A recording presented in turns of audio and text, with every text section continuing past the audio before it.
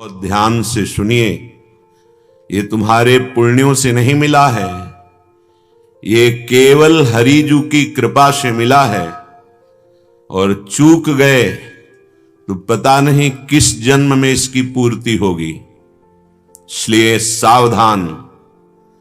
तुम्हारी बुद्धि, तुम्हारा मन सबसे बड़े शत्रु हैं और यही सबसे बड़े मित्र हो जाते हैं जब हम इन पर शासन करके सतमार्ग पर चलाते हैं।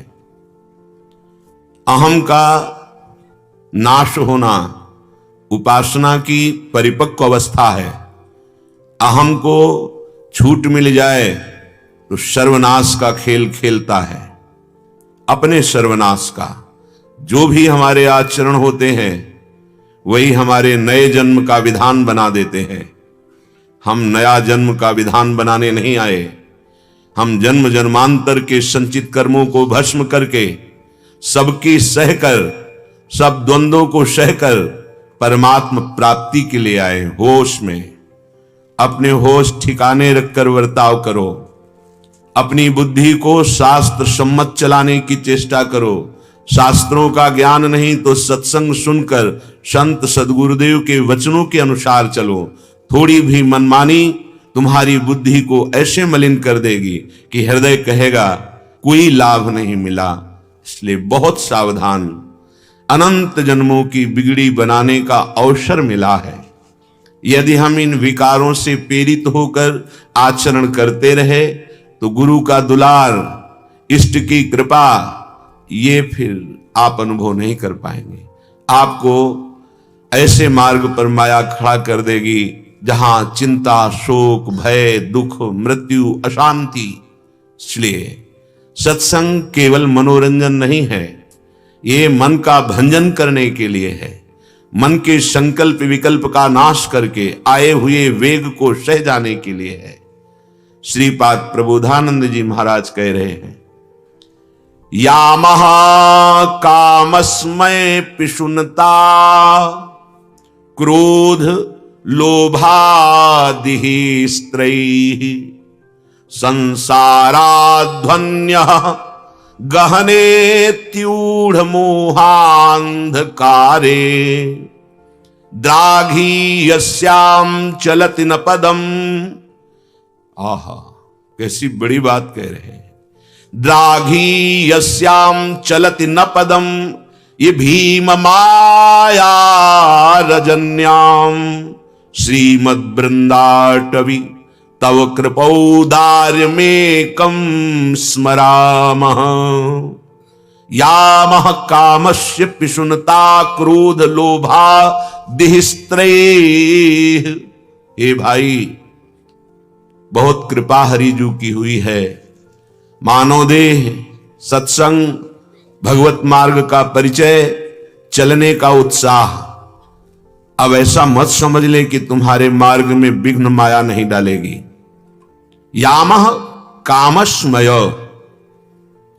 उसके पार्षद हैं जो विघ्न डालने के लिए भेजे जाएंगे। वो किसी की भी बुद्धि में बैठ सकते हैं। हर शरीरधारी का हृदय इनकी ऑफिस है। जहां भगवत शरणागति और निरंतर नाम चलता है वहां तो इनका प्रवेश भी नहीं हो सकता। नाम पाहरू दिवस निशी, ध्यान तुम्हार कपाट।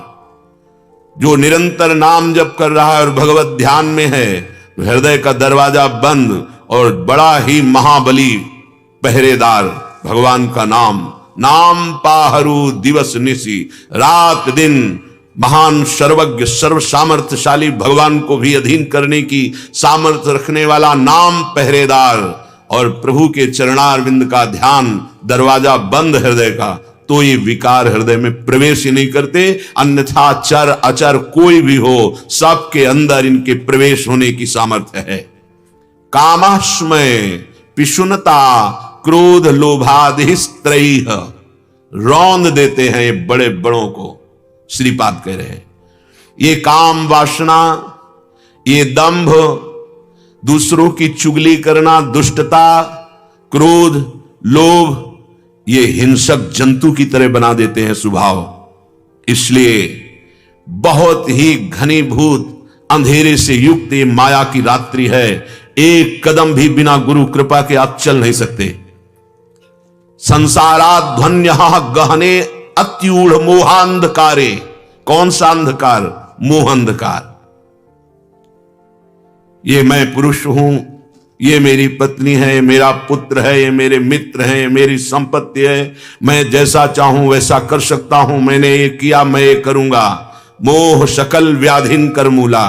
बार बार सत्संग में कहते हैं पत्नी में भगवान का भाव करो, पुत्र में भगवान का भाव करो, माता पिता परिवार में भगवत भाव करो। ये ममता, ये मोह नष्ट हो जाएगी। अगर ममता मोह से युक्त रहे तो हर विकार तुम्हें रौंदेगा। फिर आपको लगेगा कि क्या नाम जप कर रहा हूं, सत्संग सुन रहा हूं, इसका कोई प्रभाव नहीं है। तो आप प्रभाव की बात ही नहीं मान रहे हैं। आप यदि मनमानी करेंगे तो श्रीपाद कह रहे हैं द्राघी श्याम चलतिन पदम भीम माया रजन्याम। भीम अर्थात महाबली। ये महाबली माया तुम्हें एक कदम भी परमार्थ में चलने नहीं देगी, गिरा के भ्रष्ट कर देगी। कब? जब आप हरि गुरु का आश्रय छोड़ देंगे, हरि गुरु की बात नहीं मानेंगे। ये भगवत गीता अमृत है, स्वयं जगत गुरु भगवान के हृदय से प्रकट हुई। अगर हम एक एक शब्द मनन करें अभी जीवन मुक्त हो जाए। आप मनन नहीं कर सकते तो बड़े बड़े महात्माओं ने मनन करके अपने अनुभव से सरल भाषा में तुम्हें बताया, उसे मान लो। मान लो, तुम्हारे परम कल्याण के लिए है। तुम सुखी हो जाओगे, तुम्हारा हृदय शीतल हो जाएगा, नाच पड़ेगा मन जो तुम्हें नाना प्रकार के दुख दोषों में फंसा रहा है। कामश्मय, काम और ये दंभ। दंभ का तात्पर्य होता है जो है नहीं वो हम दिखावा करते हैं। हमें एक ही चेहरा रखना चाहिए भगवत मार्ग में, चाहे गृहस्थ हो या विरक्त हो। यदि हम दो चेहरे रखेंगे तो फिर परास्त कर देंगे माया के पार्षद। दो चेहरे का मतलब समाज में हम एक बहुत अच्छा व्यक्तित्व प्रस्तुत करते हैं और एकांत में हमारा एक बड़ा मलिन स्वरूप होता है, आसुरी प्रवृत्ति होती है। कई बार सत्संग में कहा है साधु या साधक या गृहस्थ या भक्त जिसका एकांत और समाज एक जैसा हो जाता है वही भगवत मार्ग में आगे बढ़ पाता है। समाज में तो सब सुशील सज्जन दिखाई देते हैं, लेकिन एकांत में तुम्हारे ऊपर जो मन बुद्धि का आक्रमण है तुम उसके वेग को नहीं सह पाते हो। ये सहने के लिए आप आए हो। ये सत्संग आपको सहन करना सिखाता है। जो सह जाता है वो परम पद में आरूढ़ हो जाता है। यम ही न व्यथ्यन्ते ते पुरुषम पुरुषर्षभ सम दुखा सुखाधीरम स्वमृतत्वाय कल्पते। जो धैर्यवान पुरुष आए हुए सुख दुख को सह जाता है, सुख हर्षित नहीं हुआ, फूला नहीं, दुख भूला नहीं। जहां आपके अंदर काम की बाधा पड़ी तो क्रोध प्रकट हो जाएगा। कामा संजायते क्रोधा। क्रोध आपकी स्मृति का हरण कर लेगा। आप कौन है, आपका कर्तव्य क्या है, आपका लक्ष्य क्या है, आप भूल जाएंगे। स्मृति का नाश होती बुद्धि नष्ट हो जाएगी। बुद्धि नष्ट होना सर्वनाश कहा जाता है। कामः संजायते क्रोधा, क्रोधा स्मृति विभ्रमः, स्मृति भ्रंशात् बुद्धिनाशो, बुद्धिनाशात् प्रणश्यति, प्रणश्यति सब नष्ट हो गया। बुद्धि नष्ट हो गई, हरि से विमुख, गुरु से विमुख, धर्म से विमुख, कर्तव्य से विमुख, सब तरह से भ्रष्ट कर देगी। फिर जलन पे जलन बढ़ती जाएगी।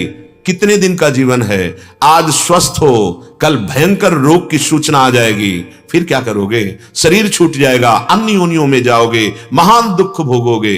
अभी हरि गुरु की बात मान लो। श्रीपाद कह रहे यामः कामश्मयो, काम और दंभ ये माया के पार्षद हैं। पिशुनता, दूसरे की निंदा करना, चुगली करना, ये दुष्टता है, ये मनुष्यता नहीं, ये साधुता नहीं है। दूसरे की चुगली करना, दूसरे की निंदा करना, ये दुष्टता है।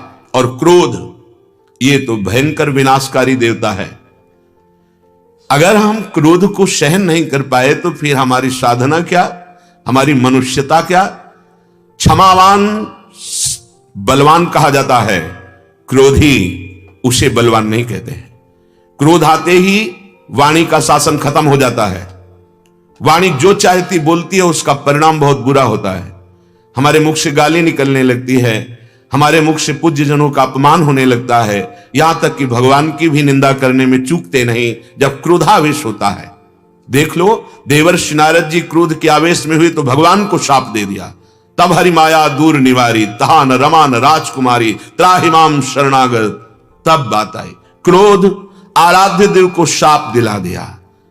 बहुत सावधान, श्रीपाद कह रहे हैं, क्रोध लोभादि स्त्रैः, ये ऐसे है त्राहिमाम बुलवा देंगे, नष्ट कर देंगे यदि होश में ना रहे।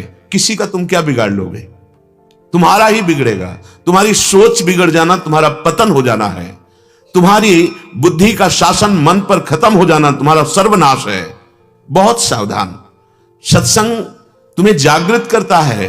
तुम रोज सत्संग सुनते हो, लेकिन तुम अपने मन पर, अपनी बुद्धि पर शासन नहीं, तो क्या सत्संग? श्रोता सोई परम सुजान, सुनत चित रति करे। सह जाओ, भगवान हरि तुम्हारे हृदय में बैठे, वो तुम्हें इस बात का फल देंगे। तुम्हारा हृदय शीतल हो जाएगा, तुम जन्म जन्म की जलन से मुक्त हो जाओगे। क्षमावान ही भगवान को प्रिय है। और जो उसने क्षमा करना सीख लिया तो ये ना सोचे कि मैं इसे क्षमा करता चला जा रहा हूं और ये बढ़ करके फिर हमसे मिलेगा, फिर हमारे साथ अपमान का व्यवहार करेगा। नहीं, तुम जितना दंड नहीं दे सकते थे उससे बड़ा उसे दंड मिलेगा।